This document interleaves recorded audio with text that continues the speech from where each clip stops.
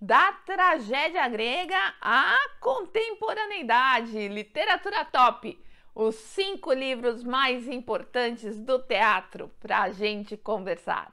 Enzo, roda a vinheta.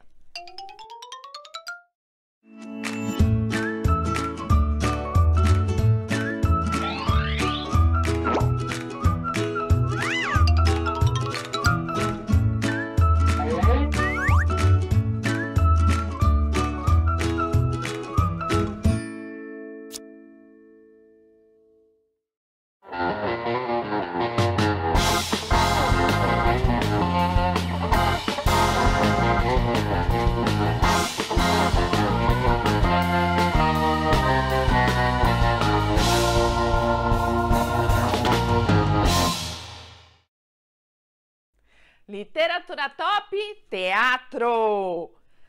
A gente tem um empate. Então vamos começar com essa nossa conversa que vem dos gregos. Em primeiro lugar, sempre uma tragédia, depois uma comédia. Comecemos com Édipo Rei, de Sófocles. Essa peça é de 420, mais ou menos, né? Não dá para saber certinho. 427 a.C. Freud inspirou-se no mito que vai se construir para elaborar o complexo de Édipo. Édipo Rei saberá pelo oráculo de Delfos que matará seu pai e terá uma relação com a sua mãe. Pô, não vai dar outra. Oráculo de Delfos é o melhor horóscopo da vida. Se alguém quiser saber alguma coisa, vai lá entra aí no túnel do tempo e vai lá para a Grécia Antiga. Uma peça show de bola, tragédia. O cara vai ficar tão doido quando descobrir lá o lance que já tem 2 filhos com a mãe que vai furar os olhos. Não contei o final, não. Pode ler esse livro que é muito bom. Ler teatro é muito bom. Vou falar sobre isso no Literatirateima, quando eu falar sobre a poética de Aristóteles. Vai aparecer aqui o card e vai aparecer aqui também o livro A Poética de Aristóteles. Vocês vão saber mais um pouquinho. E ao lado de uma tragédia, vamos para uma comédia, mais ou menos da mesma época. 10 anos de diferença. 411 a.C., Lisístrata, ou a greve do sexo de Aristófanes. Greve do sexo? Pelo mesmo motivo que você faz greve do sexo hoje. Quando a mulher faz greve de sexo, o que ela está querendo? Alguma coisa. Naquele momento, as mulheres vão decidir fazer uma greve do sexo. A Lisístrata era a líder, porque os seus maridos vivem na guerra e quando voltam, né? E aí elas dizem, não vamos dar quando quisermos e vocês parem de ir para a guerra. É esse o motivo, ou seja, 400 e pouco antes de Cristo e até hoje a coisa parece a mesma, né? Hoje eles vão jogar futebol, fazer churrasco, não sei o que, jogar um pokerzinho e a mulherada acaba ficando... É melhor não falar. Tá, vamos lá. Então, esses foram os 2 exemplares do teatro grego. Em primeiro lugar, Gil Vicente, o nosso grande herói. E Gil Vicente escreve autos. E ele, mesmo quando quer ser sério, ele acaba sendo muito engraçado. O auto mais conhecido, com certeza, porque já foi cobrado por vestibular e porque ele é completo e muito interessante, o Alto da Barca do Inferno. Retoma o mito do barqueiro Caronte, a quem davam-se moedas, quando a pessoa morria, botava moeda no olho, isso era uma prática, para pagar o barqueiro. No caso do Alto da Barca do Inferno, 2 barqueiros, o anjo e o demônio, e o julgamento rolava ali mesmo na margem. Morria o fulano, era julgado, se merecesse ia para o céu, quase ninguém, se merecesse ia para o inferno. Adriana, isso aí não é igual ao Alto da Compadecida? Exato, é a estrutura do alto. O Ariano Suassuna pegou a estrutura e colocou na realidade do Nordeste. Ariano Suassuna, maravilhoso, vai aparecer aqui também. Então, o Alto da Barca do Inferno está aí. O outro alto do Gil Vicente é o Alto da Lusitânia, aquele famoso alto Todo Mundo e Ninguém. Todo Mundo e Ninguém, duas personagens, e o Gil Vicente vai fazer um jogo de palavras em que, por exemplo, ele vai dizer assim, nas conclusões das conversas, todo mundo é mentiroso e ninguém diz a verdade. Quando a gente faz a leitura, você percebe que todo mundo, que na verdade é uma expressão que é geral, acaba se tornando sujeito. Todo mundo é mentiroso. E o ninguém, que é um pronome indefinido porque abarca todo mundo.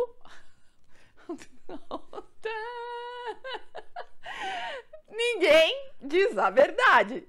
Esse alto é muito engraçado. Então, os autos que se pretendiam sérios por serem moralizantes, eles acabavam sendo engraçados pela realidade de até hoje, né? Eu ia falar do momento, não, de até hoje. Então, Gil Vicente, maravilhoso, tem as farsas também, falaremos mais pra frente. Esses dois vão aparecer aqui. E Enzo, você tá marcando errado as coisas aqui. A culpa não é minha, não. Aqui, ó. Em primeiro lugar, William Shakespeare. Eu sou apaixonada pelo Shakespeare, apaixonado.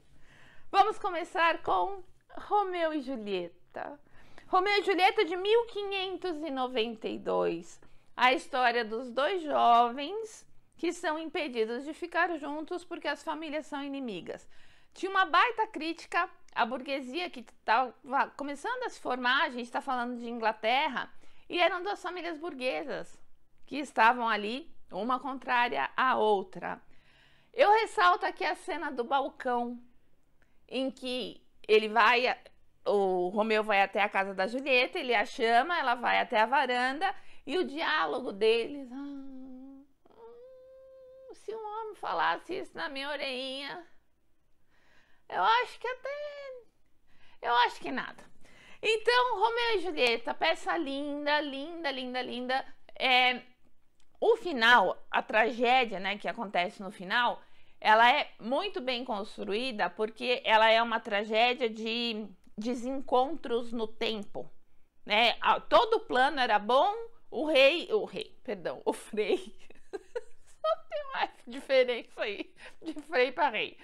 O Frei Lourenço, que ia ajudá-los, ele realmente os ajuda, mas o tempo não ajuda. O tempo não ajuda. E aí acaba acontecendo a tragédia. Ela é muito bem encadeada, a história é muito bonita também. O filme Romeu e Julieta, que foi foi protagonizado pelo Leonardo DiCaprio, é muito interessante. Teve gente que deu risada na época e tal, porque ele tinha feito o Titanic, eles fizeram dele. Esse filme vai olhar uma Verona atual, só que a linguagem é a linguagem da peça original. Então, por exemplo, a personagem tira a espada. No filme, a personagem sacava um revólver. Percebe? Então, a gente tem o momento atual com o texto shakespeariano. Fica muito bonito. Não atrapalha, sabe? Você parece, vai ficar estranho, né? Você tem o cara lá andando de carro e no filme o cara tá de cavalo. Não tem problema. No filme não, perdão. No texto. Não tem problema. O nosso cérebro, ele ajusta. Parece que tem um delay. Não, o cérebro ajusta. E é um filme muito bonito. Tá aqui a capinha também. Bem, e para fechar, né, esse nosso primeiro lugar, a Comédia dos Erros. Gente, o Shakespeare tem comédias deliciosas. A Megera Domada, que gerou aquela novelinha O Cravo e a Rosa, né, ela quer dizer, ela é bem machista. Mas assim, Vamos pensar o momento histórico? É 1500 e pouco, gente. Todo mundo era machista, então a gente consegue compreender. Mas é uma comédia engraçada, quando você entende aquele olhar e não se irrita com a questão do preconceito e tal. Mas a Comédia dos Erros, eu assisti com o Cacá Rossetti montando essa comédia em São Paulo. E são personagens parecidas fisicamente que acabam gerando a confusão. Então, por exemplo, personagem A1, personagem A2, né? Nem se conhecem, só que chegam no mesmo lugar ou são esperados em situações diferentes. E tem o personagem B1 e o B2, não são bananas de pijama. Vamos mudar? C1 e C2, que também geram essa confusão. E é muito, muito, muito engraçado. E imagine como deve ser difícil de escrever. Difícil para nós, né? Para os deuses nunca é. Mas assim, você conseguir montar uma situação que dá tudo confusão, confusão, confusão, confusão. E tudo assim, as coisas, claro, se ajustam no final porque é uma comédia, é para cair no riso. Né? Então, no final vão perceber por que as coisas estavam dando errado, que era aquela confusão das personagens. Mas ao longo disso é muito, muito, muito engraçado. E uma menção honrosa ao senhor Nelson Rodrigues com O Beijo no Asfalto. O Beijo no Asfalto é uma peça que a gente vai lendo e também, mesma coisa, você vai lendo e você fala, esse cara tem um desejo pela própria filha. Esse cara tem um desejo pela própria filha. Esse cara tem um desejo... Ah, e outra, muito atual, a imprensa enroscada querendo uns furos de reportagem lá que eles fabricam, sabe, uma imprensa meio vendida, umas situações bem esquisitas e o pai parece querer pegar a própria filha. Pois no final você vai cair de costa. Porque eu não vou contar. Mas é uma peça maravilhosa. A peça que é mais ovacionada do Nelson Rodrigues é Vestido de Noiva. Vestido de Noiva, eu já assisti uma montagem, 3 palcos, sabe? Era o momento presente da personagem, o sonho, né? E o inconsciente, tudo ao mesmo tempo, sabe? Quando me perguntam sobre Vestido de Noiva, nunca é uma peça que eu indico que a pessoa comece a ler Nelson Rodrigues por ela. Ela é maravilhosa, mas ela não é assim tão fácil. A Falecida, O Beijo no Asfalto, Boca de Ouro, são peças mais...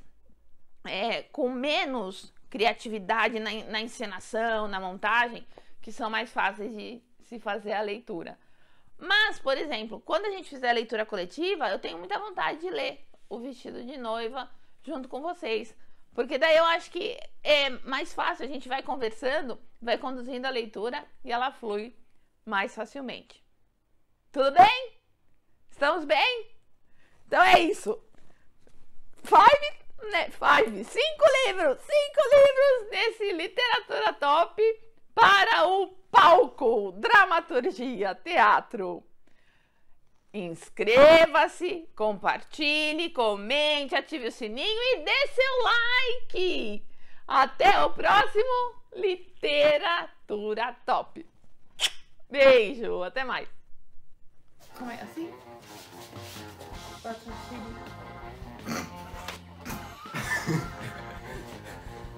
Eu estou deitando pra minha vida pra fazer essas merdas. Vai dar finalidade.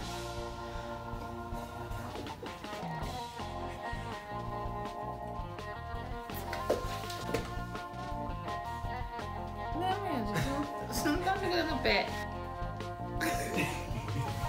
Dá tchau pra câmera.